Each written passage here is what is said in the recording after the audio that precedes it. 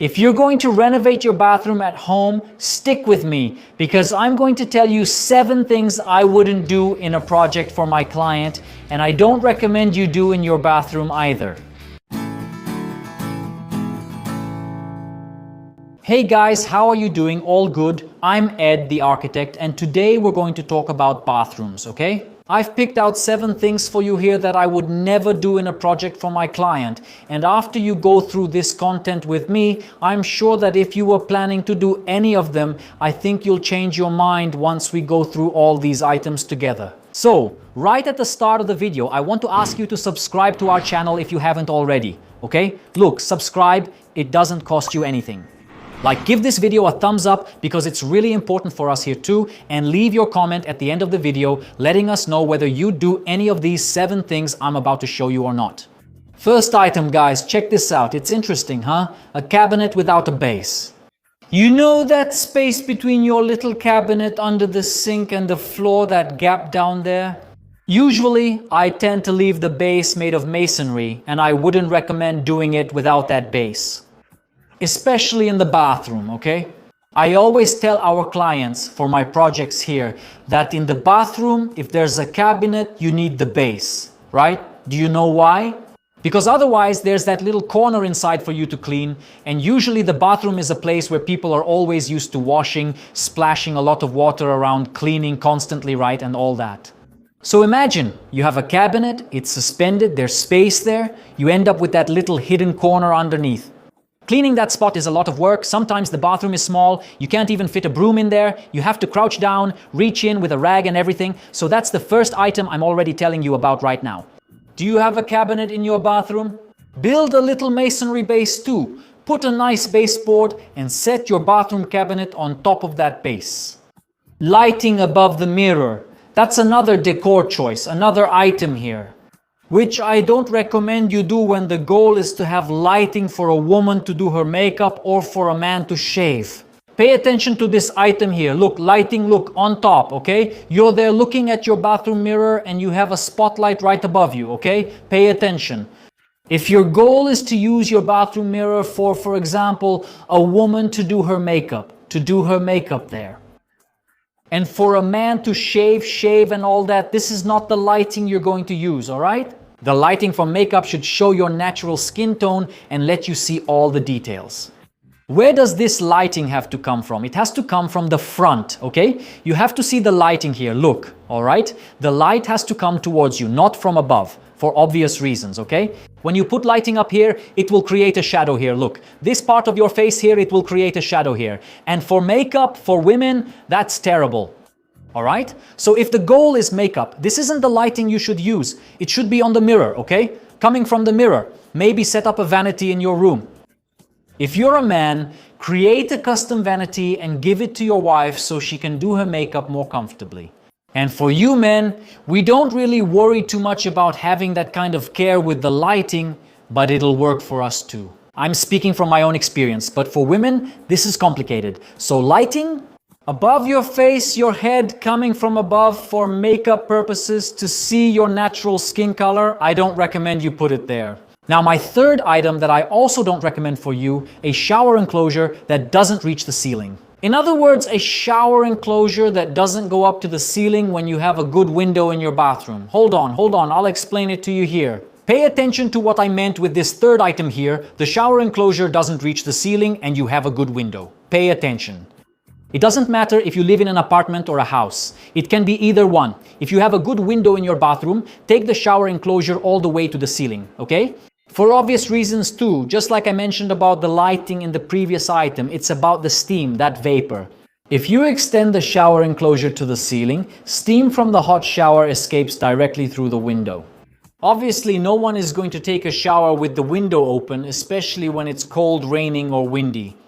But even if you leave it open just a little and your shower enclosure goes up to the ceiling, the steam will already start going out through the window. It doesn't go into the other dry area of the bathroom like we usually say, where the sink is, where the toilet is, right? So if you have a shower enclosure up to the ceiling and a good window in your bathroom, extend the box up to the ceiling. A Depot-Kleber, the airflow, the ventilation I have here in my bathroom is very limited. It's terrible, it's really bad. I agree with you. If you raise the shower enclosure to a standard height of about 1.8 meters, that's fine, okay? But if you have a good window, good ventilation, put your shower box all the way up to the ceiling. Fourth item, you'll agree with me on this one. A toilet with exposed plumbing. I wouldn't recommend this one even to my enemy. Edipo, you say that because you buy those more expensive ones and all that. No, that's not it. Okay, the toilet that has the pipes showing behind it is cheaper. I agree with you on that. But there are also smooth models. When it comes to toilets, whether it's with a tank, with a coupled tank, or that traditional model where you press the flush valve on the wall, it doesn't matter. There are good models from good brands, smooth models that don't show that exposed plumbing shape, okay? And that's really bad for daily cleaning and maintenance, okay? It's better to have a smooth-sided toilet. It's a matter of hygiene, cleaning, and aesthetics. Okay? Especially the aesthetics. If cleaning isn't a problem for you, that's fine. No problem. But when it comes to aesthetics, yes, that will be a problem. It's much nicer to have a smooth-sided toilet than a toilet with exposed plumbing contours. You'll agree with me on this one. Here's the fifth item. Look, ceramic tiles on the walls instead of using porcelain tiles. Okay? You might disagree with me on this one. Say that there are some good ceramics and all that, but I will always stand by it. Porcelain tiles instead of ceramic tiles. Just so you understand, what is the main difference between ceramic and porcelain tiles? Here's the main difference. There are a few, but this is the main one.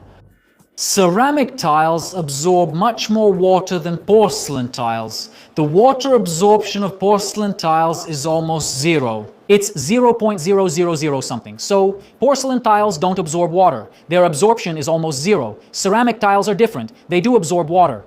Okay? And this matters for moisture resistance in your bathroom, on your laundry room floor, or in an outdoor area. Obviously, porcelain tiles are going to be better. There are porcelain tiles with very affordable prices. Sometimes they're even more affordable than ceramic tiles. Wow, I like this beautiful ceramic tile here to put on my bathroom wall or on my bathroom floor. And sometimes you find porcelain tiles with the same design, the same model, the same size as that ceramic tile of yours. And you end up choosing ceramic instead of porcelain tiles. So that's another item here that I don't recommend for bathrooms in your house. It's exactly when you put ceramic tiles both on the wall and on the floor, instead of using porcelain tiles. Here's the sixth item, and this is not just a tip, okay? This is a recommendation. Polished flooring in your bathroom. Polished flooring, guys. What is polished flooring? It's that shiny floor. It's that kind of floor that gets even more slippery when you pour water on it, okay? Don't even think about it. In your bathroom, don't even think about it. It has to be satin finished. Okay? Bathroom flooring has to be satin finished. A satin finish gives you better grip. But even so, we still run a little risk of slipping here and there, but it's much less. But look, both reflect less light than polished flooring for use in your bathroom. So if you're going to renovate your bathroom, if you're going to build, it's mandatory for you to use porcelain tiles on the floor. Didn't I just say that I recommend porcelain tiles instead of ceramic? It's mandatory for you to use satin porcelain tiles. Seventh item here. I think I'm going to cause some disagreement among you now. Many of you will agree, others won't. And that is frosted glass. Glass, milky glass, that shower enclosure with frosted glass so you can't see anyone inside taking a shower. If your bathroom doesn't have a door, then I agree with you. That you should install a shower enclosure with opaque glass, that kind of glass where you can't see who's on the other side. But it's a bathroom, right guys? Bathrooms have doors. Every bathroom has a door. You need to lock it when you're using it, no matter what you're going to do, right? If you're going to use the sink, the toilet, or take a shower, you're going to close the bathroom door. So why install frosted or opaque glass? Glass that blurs whoever is on the other side. There's no need for that. I'm an advocate for using clear glass inside your shower stall, inside your bathroom, there in your bathroom's shower stall. Alright? So think about that too. When you're going to install your shower stall, use clear glass. It'll feel lighter. The space will feel calmer, more relaxed. You can even choose the frame, the aluminum frame of your shower stall in a different color. Black, white, rose gold, gold, whatever. Something that matches your design. But the glass has to be clear. I want to ask you something right now.